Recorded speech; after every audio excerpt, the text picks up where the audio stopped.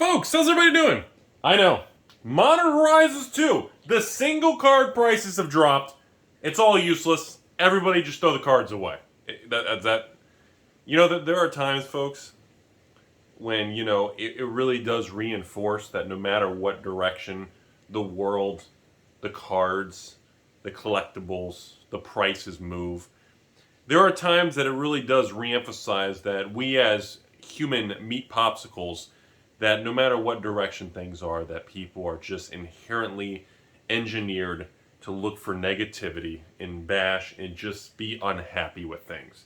And I think that's, I don't know, maybe it's a side effect of the internet and social media and instant gratification, and we all want everything yesterday, and I don't know. I don't know what it is. Or a combination of everything put together. So as of the filming this video, for example, I guess we're all using Amazon pricing now, are the biggest local LGS Amazon is selling Modern Horizons 2 set boxes for like $258 plus tax, so it's around $270s. And the draft boxes are around $250 plus tax, around $270. So about $270 out the door for most people. And the collector boxes are bouncing between $350 and $450 all over the map plus tax. So I guess that's what, $380 to $480? $400. So it's just, that's where we're at. Now, of course, people say, Rudy, did you see the price of the cards? I saw stores tanking the price. It's like, look, the collector box, even at $400, are you kidding me? Like, people are cracking, there's stores cracking Modern Horizons 2 collector boxes and averaging $1,000 in card value in singles per $400 box. Really? And now, the single card prices go from like $1,000 a box to like $500 to $600, and people say, "Oh, it's garbage, it's trash," and I'm like, you know, that's, and I don't, you know, should I blame Wizards? Should we blame the market? Should we blame Wizards for wiring us all to look at things this way and this quickly and this abrasively? I don't know, but it's just fascinating because the product still, as of right now, and have you seen like even the set boxes, the Modern Horizons 2 set boxes? I know the draft boxes are the lowest supplied ones, but the set boxes are still holding and bouncing around. Again, stores who did at least 120 mass box openings on Modern Horizons 2 set boxes are still like informing me that they're averaging $500-600 a box in card value, with home run boxes hitting 800 plus and garbage boxes at like 300. Yeah, like, and again, maybe by the time you watch this video, this is officially release weekend, so maybe by the time you watch this video, it goes live an extra day and everything in this video is inaccurate. But those are incredibly powerful numbers, folks. And for a market that has that toppy feel, we're seeing those pullbacks, you know, in some of the revised, reserve lists. You know, sealed products seems to be flatline. Pokemon's declined, Flesh and Blood's declined. Yu-Gi-Oh! Is kind of flat, Digimon is kind of flat. You're seeing a lot of adjustments in the market across the board. I mean, looking at the market as a whole, and you take all that into consideration, and you see the price of this new Modern Horizons 2 collector box and the cards in it, they are flipping powerfully expensive. There is a lot going on in these products. You know, normally in the past, we cracked a new box of Kaldheim. Does anybody? No, nobody cares about that set. Zendikar. No, nobody cares about that either. All right, the new Dungeons and Dragons set. There you go. Everybody just click the thumbs up button. Nope, that button doesn't work on this channel. It's okay.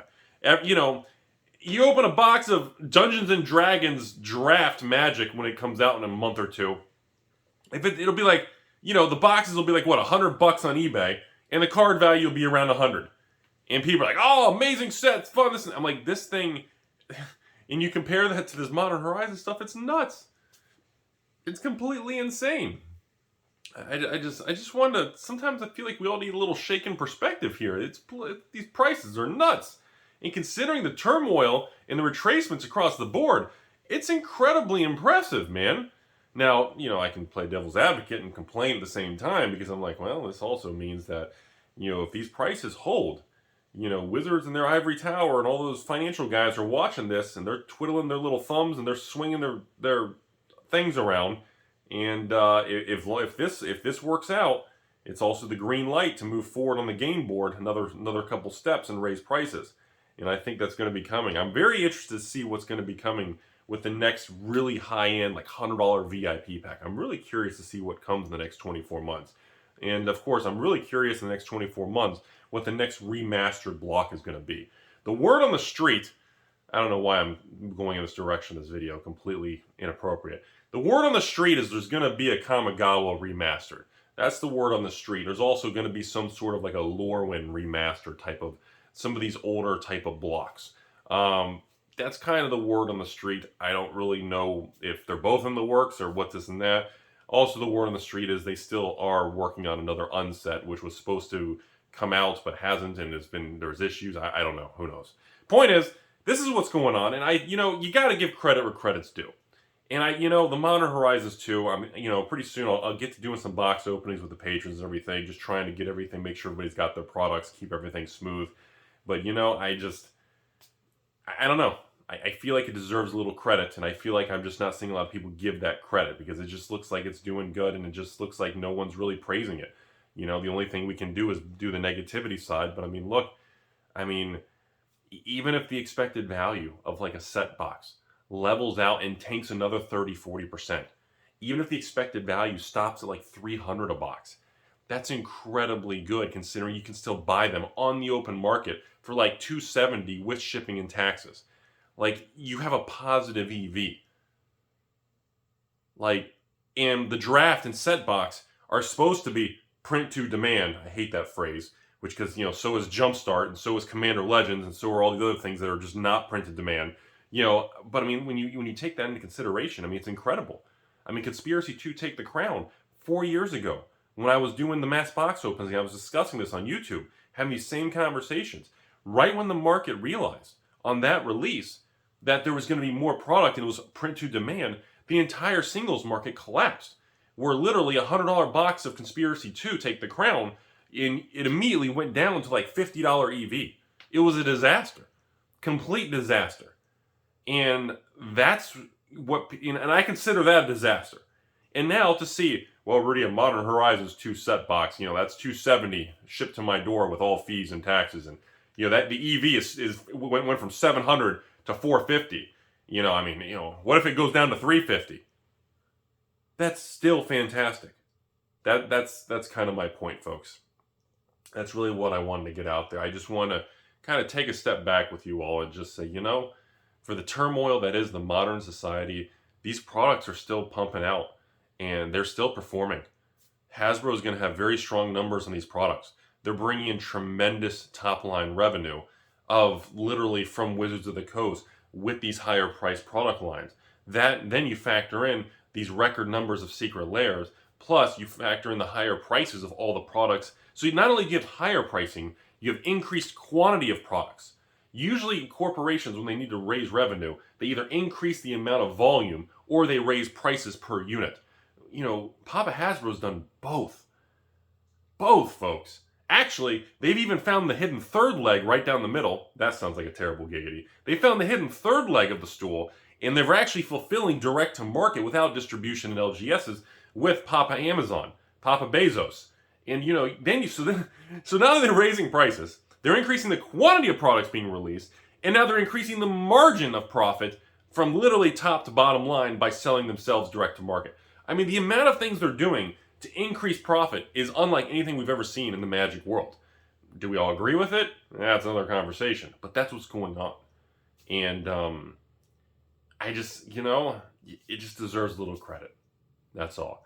The Modern Horizons 2 thing is just, it's a powerhouse product. And the only thing that's going to dictate what the short-term value is of the cards and the boxes is really going to be, is Wizards going to pump out tremendous additional supply of the product in the coming 6 months for the draft and set. Obviously, collector boxes, there's no more besides Papa Amazon. That's the only one whenever they find another pallet. There's no way for stores to get any more collector boxes. It is what it is. So what you see out there is pretty much what's out there besides, Papa Bezos and his, I'm just going to leave that alone. So that's where it's at, folks. I don't really have anything else to say about it. I just think it's interesting that, stores have actually done mass box openings on Modern Horizons 2. And it appears to be extraordinarily profitable. Like, we're talking probably the most profitable mass box opening set in a very, very long time. Well, probably, I can tell you, most profitable set of all 2021. Of 2020, I'm not sure, because I know we had 2020, there was like Double Masters and a couple other really strong sets. But I know 2020 was kind of a disaster. But, I know right now with Modern Horizons 2, this is the strongest performing product. I mean, LGSs are able to make tremendous profit. It's what I'm saying. We're in a market right now where an LGS can make way more money going back to selling single cards, which is what they should have been doing and what the system was designed for before Wizards made these flashy things. And that's why you're not hearing as much about StrixHaven anymore. Kaldheim, nobody even cares about it. Zendikar, I still think the Zendikar collector boxes, that still seems to be my favorite little thing no one's talking about. Even the Zendikar set boxes, I'm still very skeptical and very interested to see how those age, especially with the amount of lottery cards. But I mean, when you look at these products like StrixHaven, a StrixHaven draft box and a StrixHaven set box, I don't want to go back to the Mystical Archive conversation, but, no one's exactly doing mass box openings and really wanting to be in the singles market of StrixHaven right now. That's all I'm getting at.